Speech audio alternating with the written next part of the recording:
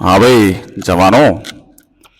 आज जो हम करेंगे ना बेटा, वो है आपका इवैल्यूएशन स्किल्स, जो कि सबसे हायर लेवल ऑफ स्किल्स है बिजनेस के पॉइंट ऑफ व्यू मैंने बहुत कोशिश की है कि किस तरीके से कम फैंसी वर्ड यूज करके एक सिंपल, जिसे कहते हैं, तरीके से मैं बच्चों को समझा सकूं, एक कॉमन बच्चे को।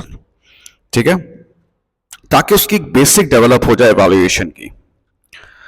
सबसे पहली बात है बेटा, इवैल्यूएशन क्या है? क्या इवैल्यूएशन मतलब, किसी भी ऑप्शन को जब आप जज करते हो, आप कोई ऑप्शन चूज करते हो, तो उसकी कॉन्सिक्वेंसेस को भी आप सामने रखते हो, उसकी इंप्लीकेशंस को भी सामने रखते हो। जैसे क्या पार्टनरशिप करनी चाहिए?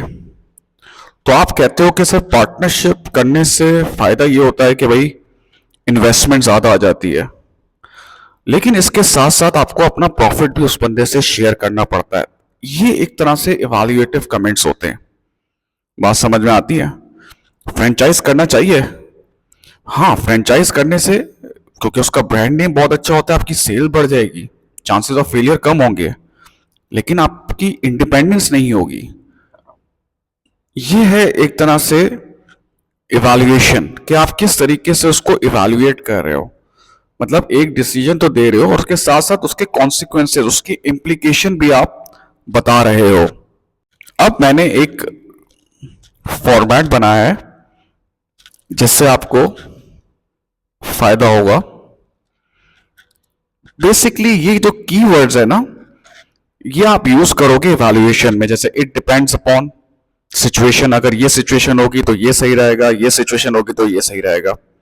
शॉर्ट टर्म के कॉन्सिक्वेंसेस, लॉन्ग टर्म के कॉन्सिक्वेंसेस। हाउएवर, इफ ये जो वर्ड्स है ना, ये आपको यूज करने होंगे, इससे आपकी इवैल्यूएशन स्ट्रांग होगी। अब मैंने एक स्ट्रक्चर डेवलप किया है जो बच्चों को हेल्प करेगा इवैल्यूएशन करने में।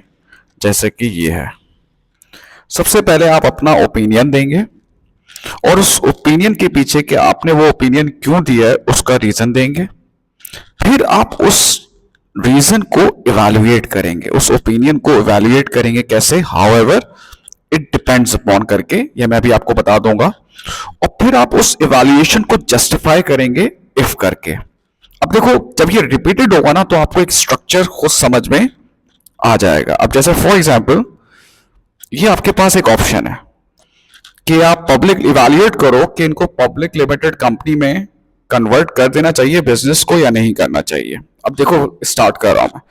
सबसे पहले तो मैंने ओपिनियन दिया, converting into PLC is likely to be a better option. हमेशा इस तरीके से आपको बात करनी है, अल्टीमेटम नहीं देना है, फतवा नहीं देना है कि this is the best option.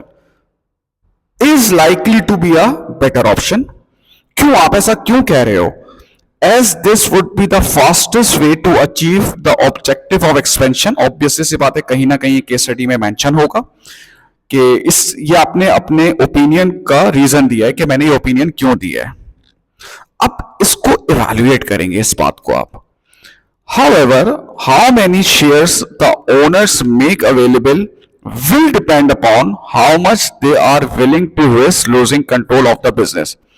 उसने कहा डिपेंड करता है उस चीज पे कि ओनर्स, शेयर होल्डर्स अपना कितना शेयर्स या कितना कंट्रोल लूज करने के लिए विलिंग है।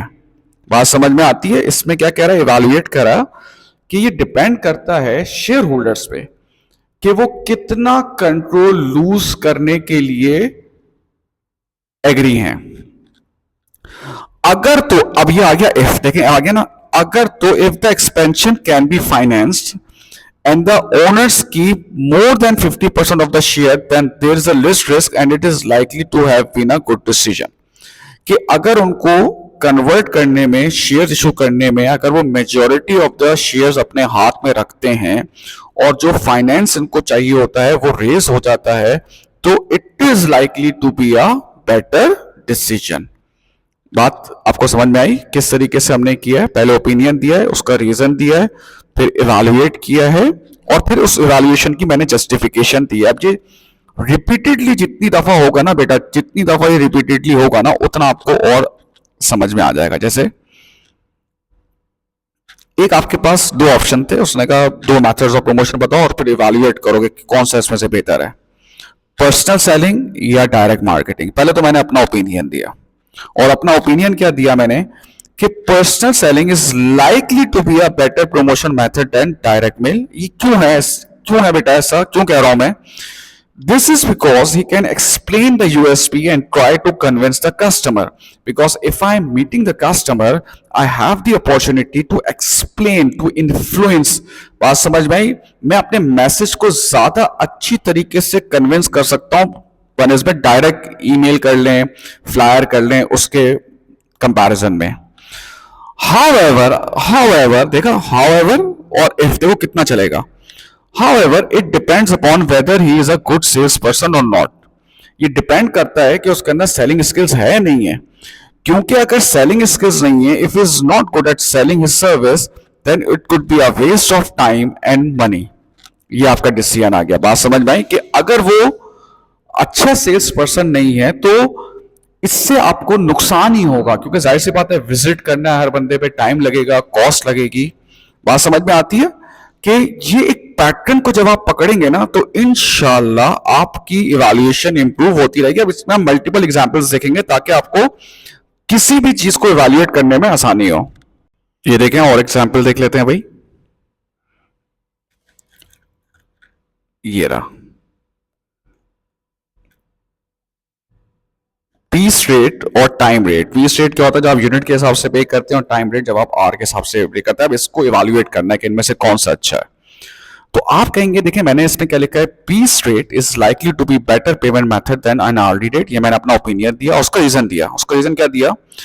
S it provides an incentive for employees to produce more and can result in higher productivity.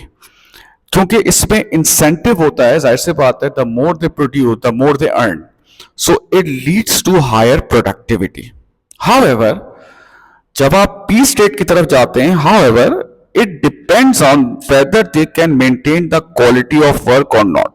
ये डिपेंड करता है कि पीस रेट पे जब आप जा रहे हैं और वो ज्यादा से ज्यादा यूनिट बनाने की कोशिश कर रहे हैं, ये सिस्टम सही चलेगा नहीं चलेगा, ये डिपेंड करता है द क्वालिटी ऑफ वर्क। क्योंकि if the workers can not maintain the quality of work due to rushing, क्योंकि आपको पता है ना कि जब हमें पता होता है कि हमें पीस के हिसाब से पेमेंट करता है तो every employ wants to produce as much as he can.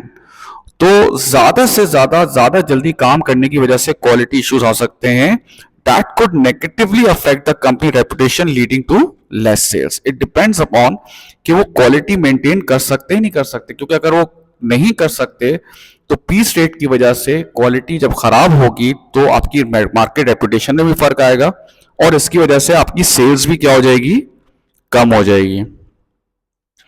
एक और देख लेते हैं भाई, job production versus batch production.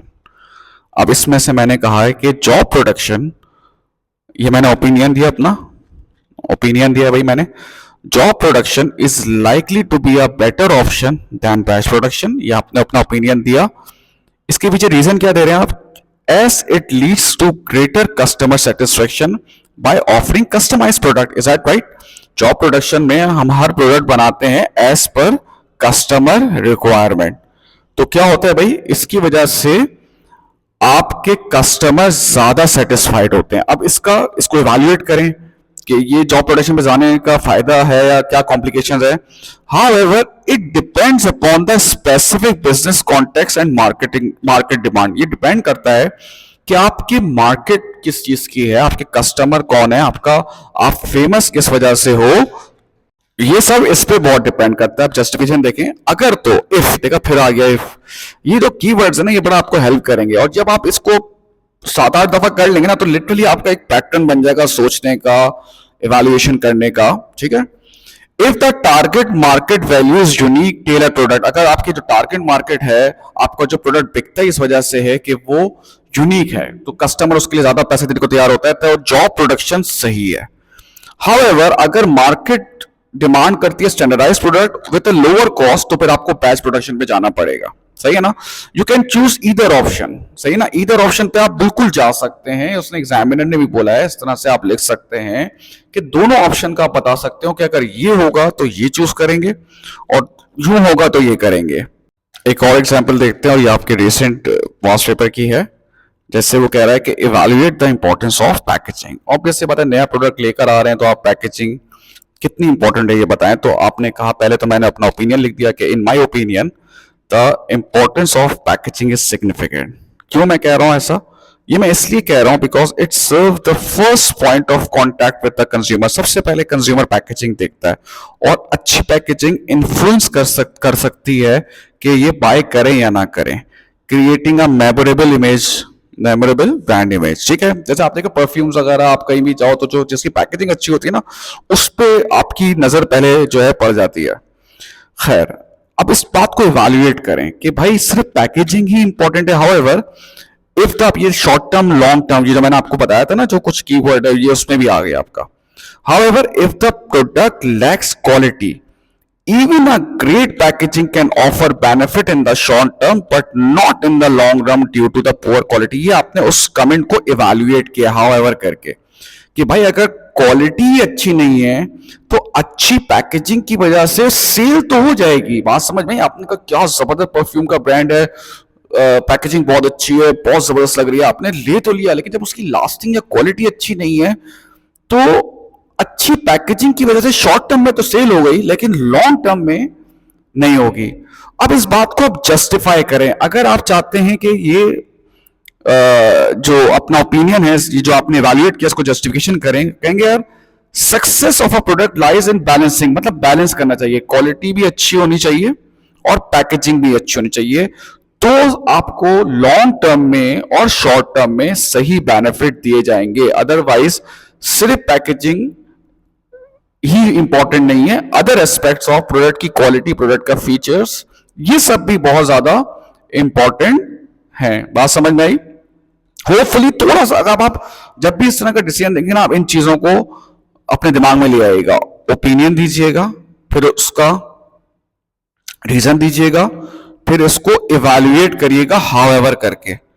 ठीक है ना, ये हाउएवर करके, और फिर जब जस्टिफिकेशन करें ना तो आप इफ जरूर करिएगा। अब जब ये आप 3-4 चीज खुद से करेंगे ना बेटा, खुद से एक दफा 3-4 दफा कर लेंगे ना, तो आप एक रिदम में आ जाएंगे।